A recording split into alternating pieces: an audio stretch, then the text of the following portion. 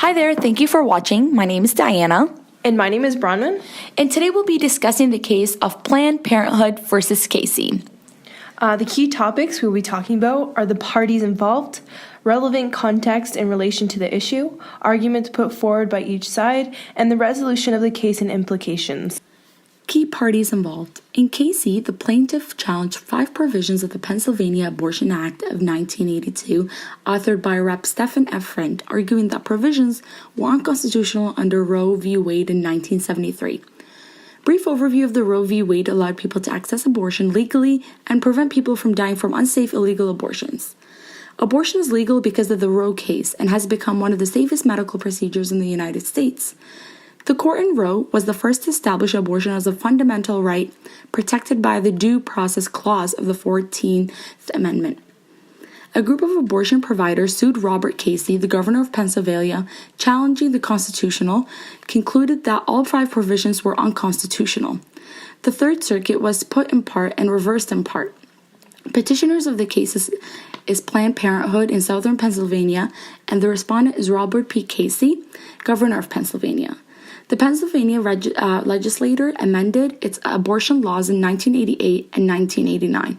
Among the new provisions, the law required 5 provisions of the Pennsylvania Abortion Act of 1982, authored by Rep. Stephen F. Friend, arguing that provisions were unconstitutional under Roe v. Wade.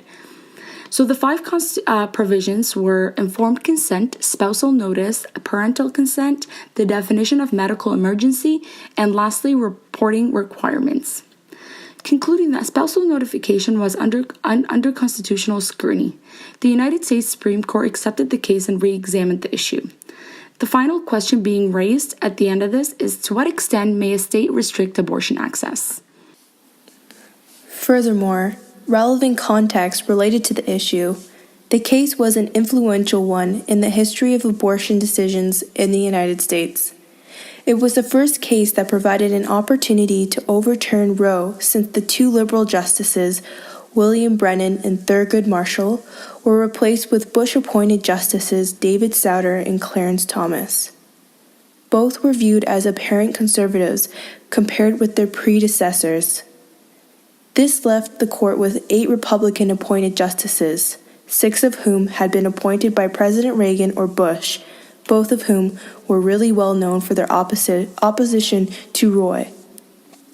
Finally, the only remaining Democratic appointee, Justin Byron White, had been one of the 2 dissenters from the original Roe decision. Arguments put forth by each side. There were 5 justice majority that affirmed Roe's essential holdings: Justice O'Connor, Kennedy, Souter, Blackmun, and Stevens. These 5 justices agreed that married women must notify their husbands was unconstitutional. The court was divided. Justice O'Connor, Kennedy, and Souter all criticized Roe's trimester framework because it undervalued the state's interest of the potential life of a fetus. Rather, these justices believed that abortion restrictions should be analyzed according to an undue burden standard. Under this standard, an abortion restrictions places an undue burden on a woman seeking to abort a viable fetus if restrictions as the oppose an effect of undue burden, placing a substantial obstacle on the woman. While Justice Stevens was actually in the middle ground.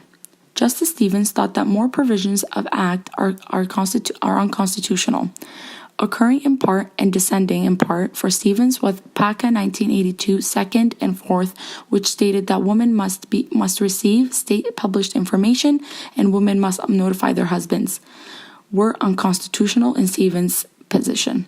The 24 Waiting Acts also posed outmost because it posed that women's decision-making couldn't be done to the fullest capacity. Finally, resolution of the case and implications.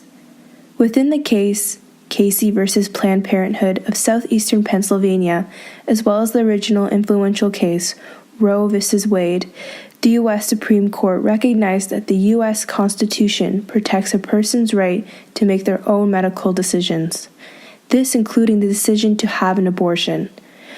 The plurality opinion stated that it was upholding what is called the essential holding of Roe. The essential holding consists of 3 parts.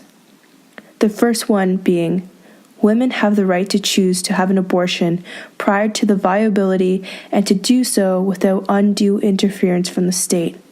The second being, the state can restrict the abortion procedure post-viability, so long as the law contains exceptions for pregnancies which endanger the woman's life or health. And finally, the state has legitimate interest from the outset of the pregnancy in protecting the health of women and the life of the fetus that may become a child. In conclusion, a fractured court reaffirmed the Roe central holding, but disagreed on just about everything else. After nearly 2 decades of debate, the Planned Parenthood of Southeastern Pennsylvania versus Casey definitely affirmed the central holding of Roe versus Wade. Since then, the court's interpretation of the clause is still good law. Abortion cases since Casey focus on the question, does a challenge restriction place undue burden on a woman's right to choose?